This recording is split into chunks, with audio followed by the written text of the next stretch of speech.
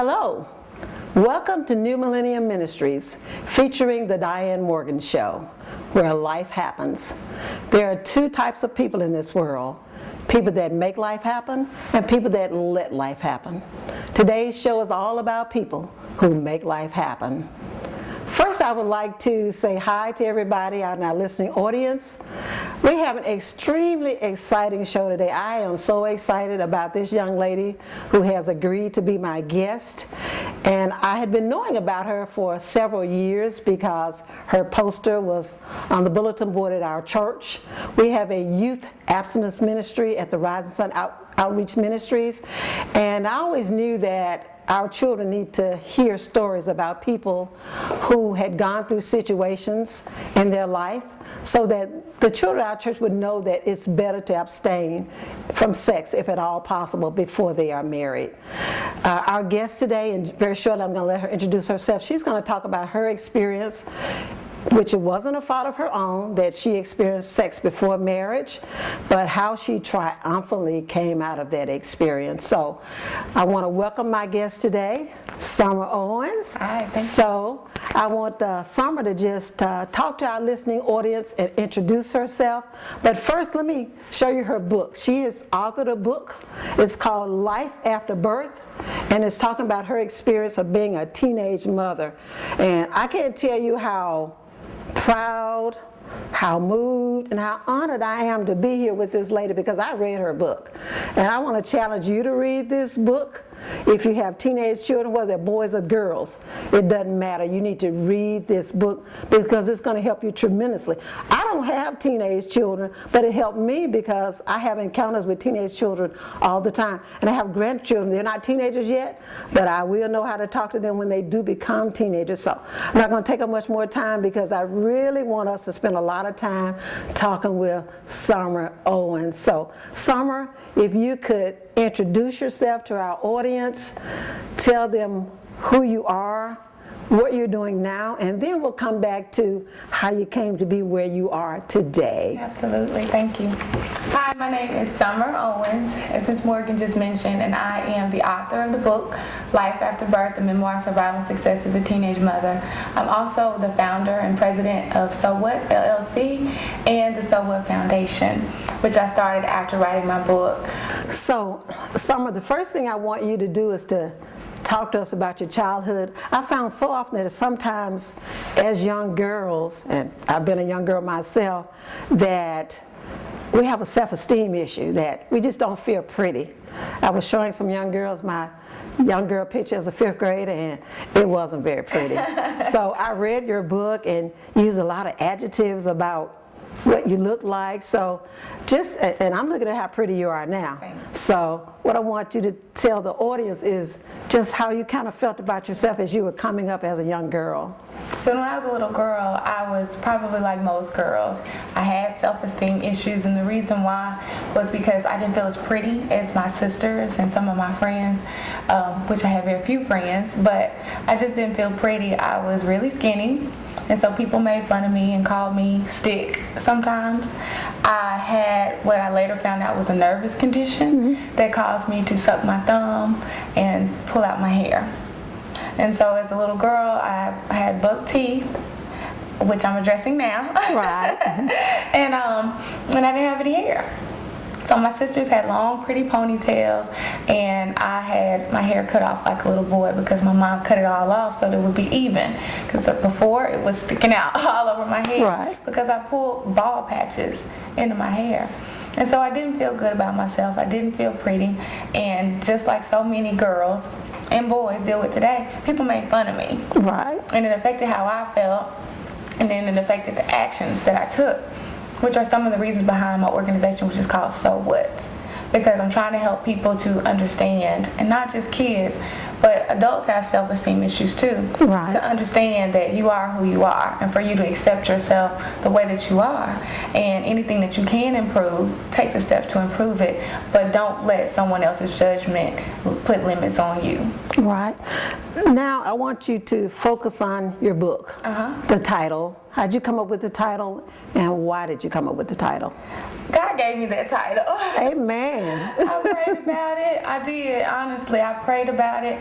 and I didn't know what I was going to name the book, but in my sleep one night, I came up with Life After Birth because I had given birth at such a young age, which was 15, and all I wanted to talk about in this book was my life, and how so many teenagers, when they find out they're pregnant, they think their lives are over. They think teenage pregnancy is a death sentence, and I wanted to talk about life and living and how I was able to do that after I'd given birth. Well, I heard you say how you came up with the title, and I know that you and I have discussed that you are a Christian woman, and I noticed that the beginning of each chapter you had scriptural references. Right. And I thought how awesome that is, that throughout her experience she continued to be a Christian young woman. So can you tell us why you had to write the book? What experience led you to write the book? Or led me to becoming a teen mother? Right, exactly. When I was 14, or actually it was on my 15th birthday, I was a normal teenage girl. Right. And just like so many girls out here, I was feeling down about myself. I had low self-esteem, as we mentioned before.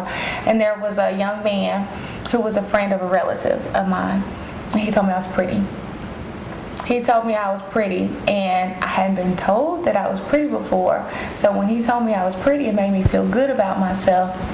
And then he wanted to touch me, and I'm not going a great deal about it, but I ended up letting him touch me. Mm-hmm. But I was like, oh, just a little bit, as most teenagers are, just curious and just do a little bit. But he wanted to take it further. Right. And he did take it further, and I got pregnant.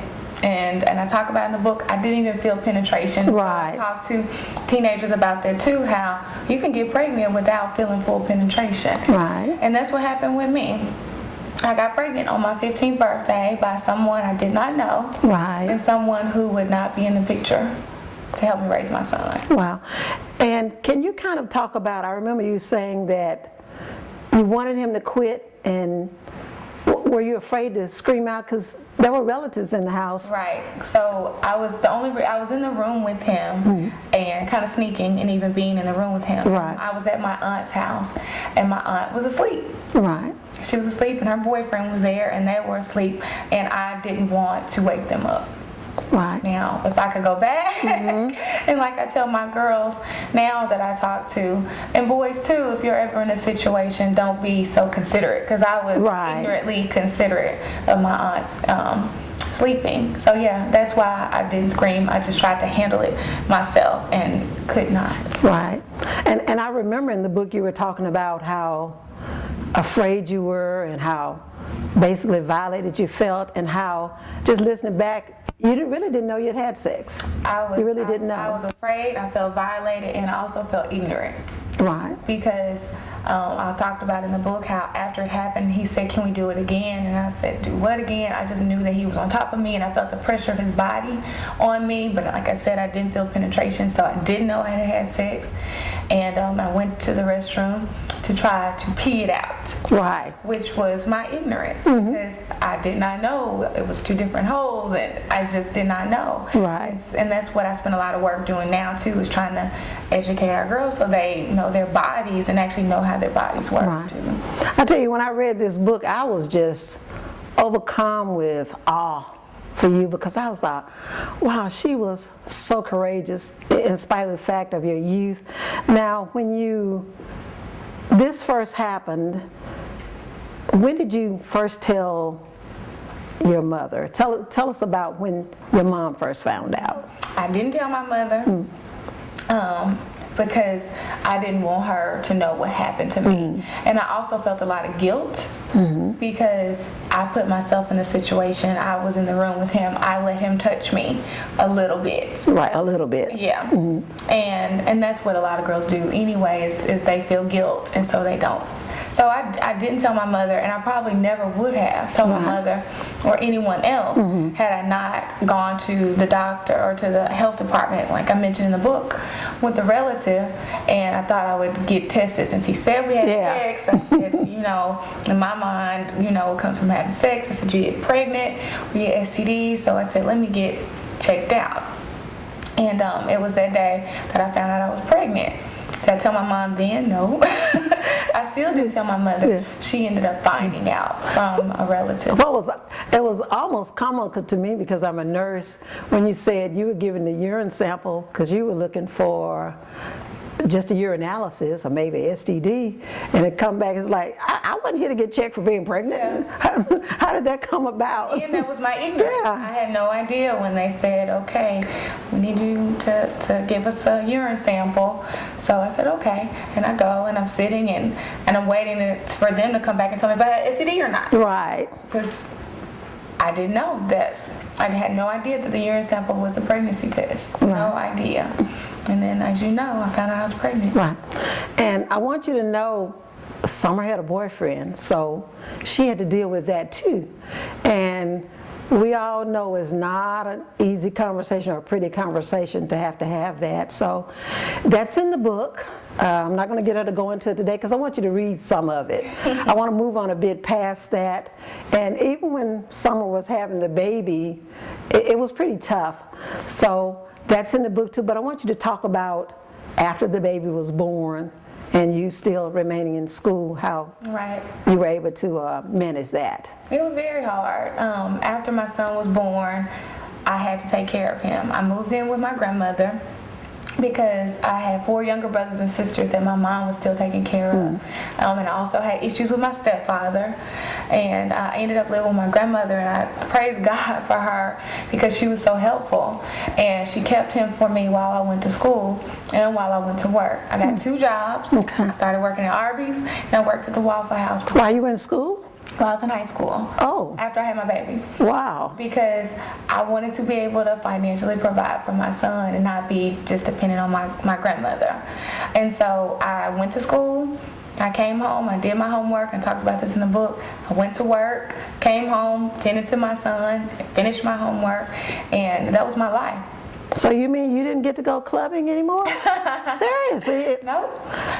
Grandmama didn't keep it while you went clubbing? My grandmother kept my son so that I could go to school and so that I could go to work. She didn't keep it so you could go and hang out and ride around in cars and go to the movies? Nope. And the good really? thing that I try to tell girls now too is that desire left me. She didn't have to say, no, I won't keep your baby for you to go out and hang out with your friends. She didn't have to say no because I didn't even ask her. I knew I had to handle my business, which was getting through school, having my jobs, and earning scholarships to college is what ultimately I did. Oh, you were able to still be an honor student? I was. I graduated number 8 in my class. Wow, give me a high five, girl. And I was talk about being triumphant. Really? To succeed. All right. And I was thankful for that because my classmates who judged me while I was pregnant saw that I was still working really, really hard and that I was determined to succeed in spite of having a baby. Now, were you able to be involved in extracurricular activities at school afterwards? I still was because I had been involved before and I continued. I was editor of the yearbook staff. I was in the Beta Club. I was also a flag girl, so I was part of the band. And I did all those things still. With a baby? With the baby. I told you were amazing. I want you to go back just a little bit to the volunteer you did at the at the mental hospital. At the mental hospital, because that played a major part in something that happened a little bit during graduation. So talk about that just a little bit, and then we'll get back to finishing high school. So I volunteered with my mom. My mother worked at Western Mental Health Mental Hospital, and as a teenager, she encouraged us to volunteer. Did I want to do it? No, not really. I didn't. It was the summer. I wanted to sit around and be lazy like other teenagers. So starting when I was 13, every summer I would volunteer with my mom and we would drive to her job. And I was assigned to different areas where I would just make copies, file papers and stuff like that. But I worked really hard as a volunteer and I never took that job. Because I looked at it as a job. I never took it for granted. And it ended up getting me a few awards for being the most initiative and most responsible and for getting the most hours. And I ended up getting a wonderful recommendation letter, which helped me to get that scholarship to college along with my grades. Very good. So fast forward from high school. You've had the baby, and how old is the baby now when you graduated? When I graduated, he was 2. He was 2. terrible twos. Yeah. They're in everything. They're learning their world. Absolutely. They can talk a little bit, and they are busy. Very. I know you had to been tired. Wow. I've been tired for the last 2 years. There's nothing easy about a baby at any age. Really? Or a child at any age. Okay then. Yeah. So you got to college, and tell us about that. So I came to college. My grandmother agreed to let my son live with her for my first year of college, which again was a huge blessing because she gave me the opportunity to get acclimated to college before bringing my son. And so I moved here to Memphis from Jackson, and I lived in the dorm, and I was somewhat of a normal college student. Okay. But every weekend, my friend and I, because a friend of mine came to school, we go home to Jackson so that I could be a mother, because I did not like the feeling of putting my responsibility on my grandmother, although I was thankful for her giving me the opportunity to go to college. So I went home every weekend, and my little secret that I revealed in my book, I snuck him back to the dorm sometimes too, just because I felt bad leaving him, because he was my child and my responsibility. Now, he was your child and your responsibility. What happened when you moved out on your own? You were saying you got an apartment and you had a roommate, and then the roommate left. Yep. So he was my son, or my child, my responsibility. I ended up getting an apartment so that he could live with me full time. And by then he was 3.5, almost 4 years old. And I did. I had a roommate who was helping me, and you know, we were sharing the bills because both of us were broke college students. But we made it work. But she ended up having some other arrangements, and she moved out and moved in with someone else, and I was stuck figuring it out and paying all the bills by myself. But again, like I always do, I figured it out. I cut back on a whole lot of things, and I made it work. I cannot believe you live without cable. I cannot believe you live without cable. Who does that? I know. And we didn't have cable for years. I got rid of cable at that time. I think I was a sophomore in college, and I went without cable until I was probably in my house for 3 years, because I was saving my money so that I could buy a house. I wanted to raise my son in a house. I wanted to be a homeowner. So cable is not a necessity. It's not? No. Oh, wow. Tell us about the daycare experience. I was so moved by that story. The daycare, when the lady said, well, we're gonna, what she do, cut it in half, or we got a special going? So when, after I bought my house, and I moved actually to Bartlett, and my son was in daycare, there was a church daycare that I was able to get him in. It was an after school program. He was in a daycare, because at that point he was in elementary school. And I struggled to pay the bill every month, and I would get behind, but they were very nice. Again, I thank God it was a church environment, and they were very understanding. But she could see that I was working really hard, which has been the story of my life. People see me working hard, and people stepping in and helping. And she said, Summer, it's okay. She said, we're not here to make money. We're here to take care of these children. She said, I'm going to cut it in half for you. And so she cut the fee in half. And what I did was, after I got another job, I was making more money. I repaid all the money. You didn't forget? You didn't just take it for granted that it was okay? No. I thank God That's for that wonderful. blessing, and I was blessed with the opportunity to pay her back, so I did. Okay. Now, let's go back just a little bit to your college years, because we left out something that's really important for young ladies to know out there. In your triumph, tell them about that title that you got. So when I went to college, first of all, when I was in high school, you asked if I was involved in extracurricular activities, and I was. And being involved in those activities were also part of what got me my scholarship to college. I was an emerging leader.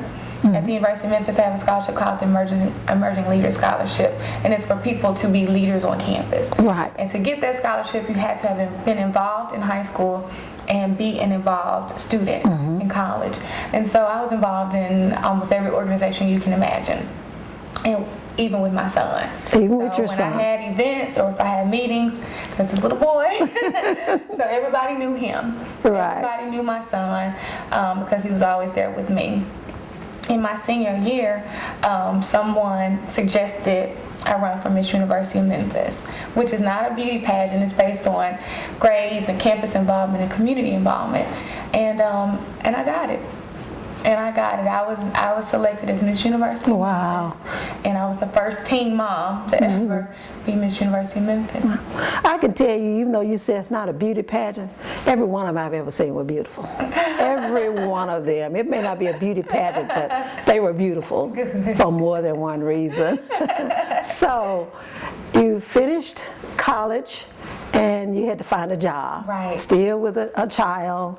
So, tell us something about your first job. So still with my child and without my family, because that was a big factor in my life, is the fact that my family's not here in Right. Memphis. But I had to provide for my son, so I was thankful to have my college degree.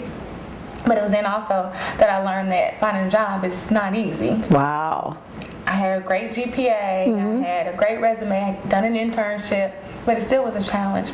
But again, I feel like I've been rewarded for working hard and making a lot of sacrifices. And so when the Memphis Grizzlies announced they were coming to Memphis, I remember saying, man, it would be really cool to work in promotions there, because I have a marketing degree. And long story short, I did. I ended up getting the job with the Memphis Grizzlies. I started in sales, and I was promoted to marketing, and I stayed with the Grizzlies for almost 6 years, and was promoted 4 times while I was there. Wonderful.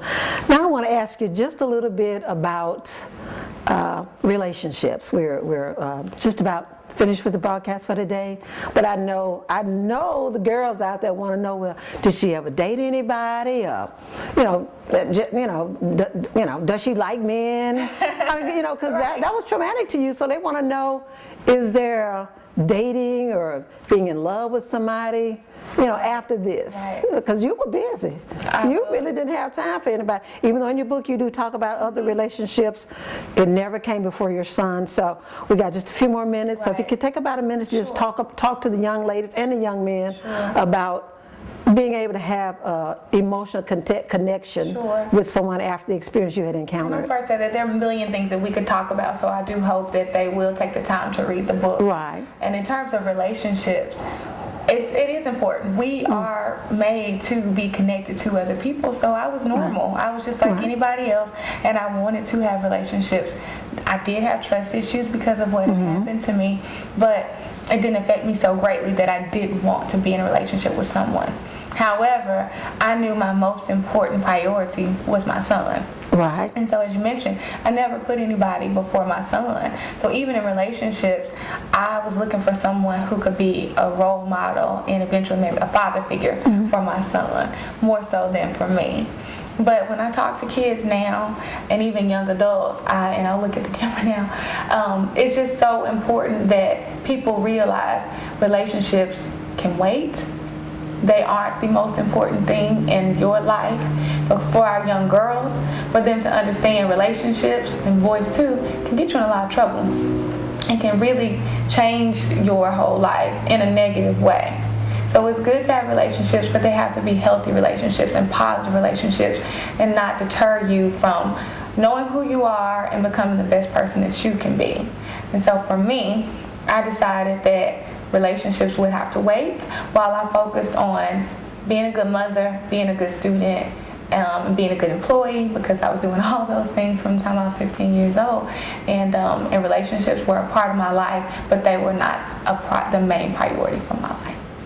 Well, Summer, I am so excited that you agreed to be a guest on the Diann Morgan Show. As I start off with, this show is about people who make life happen. And you're the best example of somebody I've met in a long time who is making life happen. And you're not through yet. You're just getting started. I'm just getting started. I tell you, this world needs young people like you. It needs people who know that in spite of any odds, I can overcome. You can do anything. Yeah. That's what I tell everybody. And that's what I want my legacy to be, is to help more people realize they can do anything. So now I don't just deal with teen pregnancy or teen pregnancy prevention. I share my story to help encourage anybody to see, if she can do it with the baby, then why can't I do it? And you know what impressed me the most is you never left God. No, Through the whole thing, because some people, things that happen, they'll leave the church, or they'll get mad at God, they're blaming on God, but you just hung right on in there with God. And I really, truly believe that the Lord blessed you because of that. I know you went through some tough times, but I couldn't tell where you just suffered. No. I don't know that you ever got sick. You didn't mention getting sick, so, you know. I have my health, I have my mind. Right. And there were times just, I'm a real person where I did get angry with God. Right. But, and a lot has happened since I've written the book. Right. But my foundation is God, and I know that I would not be where I'm at today. My son would be where he is, and I wouldn't have the things and live the life that I have if I had not kept God in my life. Well, thank you. And Jalen, you are a lucky young man and a blessed young man. So don't ever let anybody tell you anything different. In closing, I just want to say thank you so much for coming. It took a while for us to connect. I wasn't sure we were going to be able to do this broadcast anytime soon, so I am grateful for you coming to be a guest of the Diann Morgan Show. Thank you. I'm So honored to thank be you. here. Thank you. And in closing, I just want to say thank you so much for tuning in today. I want to also thank my husband, Mr. Leroy Morgan, who is our videographer, who is our producer, and our editor. And in the words of Summer Owens, she is an excuse eliminator. So you make sure that's what you do with your life. Eliminate the excuses and hold on to God's unchanging hand.